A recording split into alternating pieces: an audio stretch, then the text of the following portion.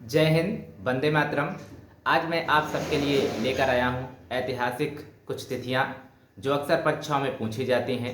तो मैं अपने इस सेशन को प्रारंभ करते हुए पहली जो तिथि है आपके सम्मुख वो यह है कि 1848 ईस्वी में क्या हुआ था। तो आपका उत्तर होना चाहिए फ्रेडरिक सारियो के द्वारा 4 चित्रों का निर्माण किया गया था, जिसे हम यूटोपिया अर्थात कल्पना दर्श भी कहते हैं। फिर उसके बाद 1870 और 1871 दो अन्य महत्वपूर्ण तिथियां हैं। 1871 में जर्मनी का एकीकरण बिस्मार्क के द्वारा पूर्ण किया गया था। वहीं 1870 ईस्वी में इटली का एकीकरण गैरिबाल्डी के नेतृत्व में पूर्ण किया गया था। फिर प्रमुख जो अगली आपकी डेट है वो 1815 ईस्वी है। 1815 ईस्वी में बिस्मार्क का जन्म हुआ था। 1815 ईस्वी में ही वियना की संधि हुई थी। 1815 ईस्वी में ही नेपोलियन बोनापार्ट को वाटरलू नामक स्थल पर पराजित किया गया था।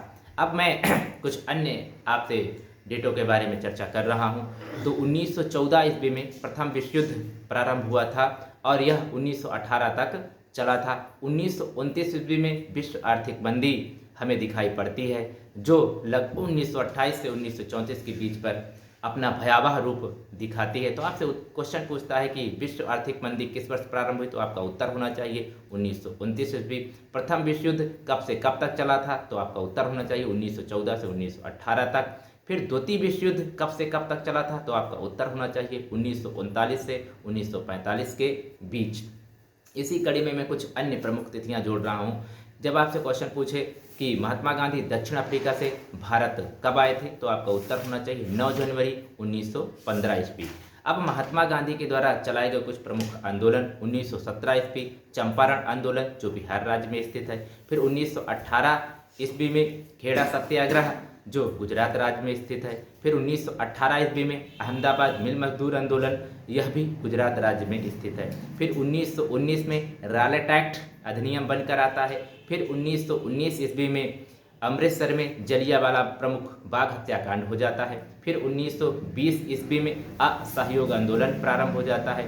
1922 ईस्वी में चौरी चौरा नामक स्थल पर चौरी चौरा कांड हो जाता है। और उसके बाद 1923 ईस्वी में स्वराज पार्टी का गठन किया जाता है, जिसमें स्वराज पार्टी के जो गठन में दो प्रमुख नेता हैं उनका नाम था मोतीलाल नेहरू और चित्तरंजन दास। फिर 1924 ईस्वी में महात्मा गांधी के द्वारा भारतीय राष्ट्रीय कांग्रेस का अधिवेशन कर्नाटक राज्य के बेलगांव नामक स्थान पर होता है। फिर 1925 ईस्वी में सरोजिनी नायडू के द्वारा कानपुर में भारतीय राष्ट्रीय कांग्रेस का अधिवेशन किया जाता है।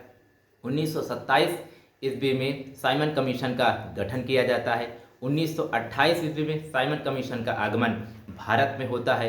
फिर 1929 में लाहौर में भारतीय राष्ट्रीय कांग्रेस का अधिवेशन होता है और इस अधिवेशन की अध्यक्षता पंडित जवाहरलाल नेहरू के द्वारा की जाती है और इसी अधिवेशन में भारतीयों के द्वारा पूर्ण स्वराज की मांग की गई थी। फिर 1930 ईस्वी में 3 प्रमुख घटनाएं घटती हैं, जिसमें प्रथम गोलमेज सम्मेलन होता है। महात्मा गांधी के द्वारा नमक बनाकर नमक कानून को तोड़ा जाता है। फिर 1930 ईस्वी में ही सबने अवज्ञा आंदोलन प्रारंभ हो जाता है। फिर 1931 ईस्वी में गांधी इरविन समझौता संपन्न हो जाता है। फिर 1932 ईस्वी में गांधी और अंबेडकर के बीच पूना पैक्ट अर्थात पूना समझौता संपन्न हो जाता है। और इसी तरह अगले और क्रम में कुछ प्रमुख तिथियां महत्वपूर्ण हो जाती हैं, जैसे 1946 ईस्वी में साइमन 1946 ईस्वी में कैबिनेट मिशन भारत आता है। कैबिनेट मिशन जो प्लान है वह 1946 ईस्वी में भारत आता है। 1942 ईस्वी में भारत छोड़ो आंदोलन प्रारंभ हो जाता है। और इस तरह से कुछ प्रमुख जो ऐतिहासिक शब्दावलियां या तिथियां हैं उनके संबंध में मैं आज आपको विस्तृत रूप से जानकारी देने का प्रयास किया और इन्हीं प्रश्नों के साथ आज का सेशन मैं समाप्त करता हूं। जय हिंद, वंदे मातरम।